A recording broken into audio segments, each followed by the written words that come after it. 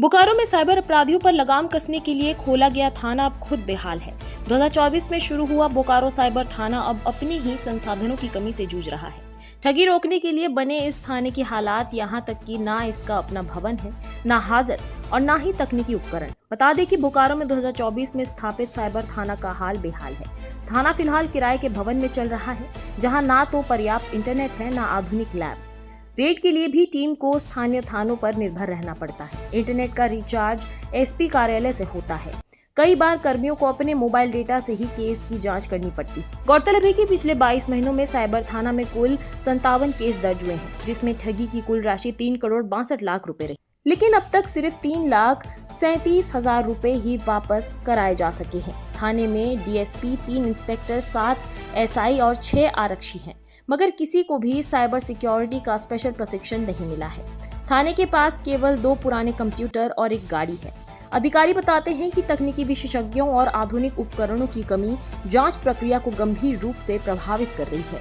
बढ़ते साइबर अपराधों के बीच इस थाने की स्थिति चिंताजनक है। राज्य के अन्य जिलों की तुलना में बोकारो में सबसे ज्यादा ऑनलाइन ठगी के केस सामने आ रहे हैं। राज्य मुख्यालय को अतिरिक्त संसाधनों के लिए पत्र भेजा गया है। जवानों को लगातार प्रशिक्षण दिलाया जा रहा है। जल्द ही तकनीकी विशेषज्ञों की टीम को ट्रेनिंग के लिए भेजा जाएगा।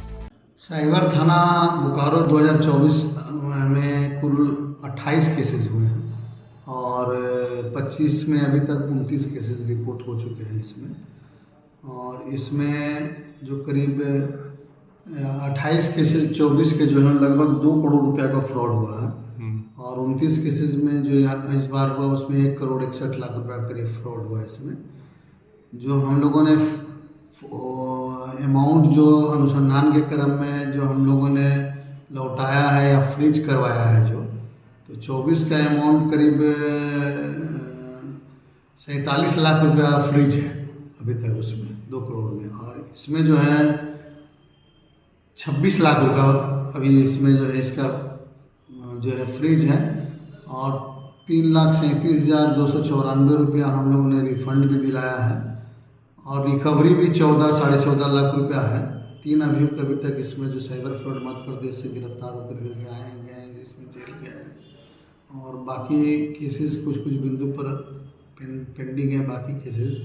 और जैसा कि साइबर में बाहर देश में भी रहकर बाहर राज्य में रहकर लोग वीपीएन और बाकी सब टेक्निकल गैजेट इस्तेमाल करके फ्रॉड घटना करते हैं। दूसरा सब फॉर्ज सिम, फॉर्ज आधार कार्ड सब, तो उसमें अनुसंधान में थोड़ा विलम्ब होता है। लेकिन इसमें हम लोग वरीय पदाधिकारी के निर्देशानुसार हम लोग एसपी साहब के निर्देशानुसार इसमें काम अच्छा हो रहा है और जो इसमें हम लोग ज़्यादा से ज़्यादा जो अपराध कर्मी को इसमें हम लोग पकड़ रहे हैं और अमाउंट तो फ्रीज करा रहे हैं, बाकी फ्रीज से कोर्ट में हम लोग दे रहे हैं ताकि वादी जो कम से कम जिसका अमाउंट जितना लिया गया है उसमें जितना अमाउंट फ्रीज है उसको हम लोग कम से कम रिफंड करा सकें।